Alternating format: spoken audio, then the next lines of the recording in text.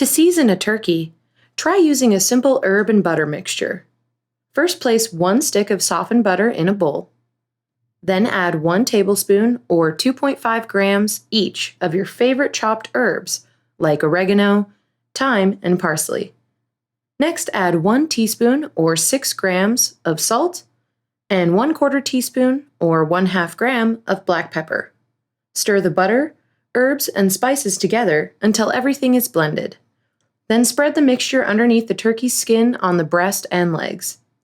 To make a seasoning rub for your turkey, first combine 2 teaspoons or 12 grams each of salt, dried thyme, and dried rosemary in a bowl.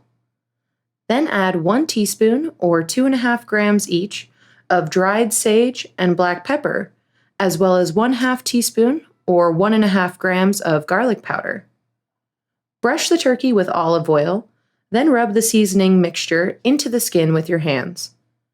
For even more flavor, season the inside of the turkey cavity with salt and pepper.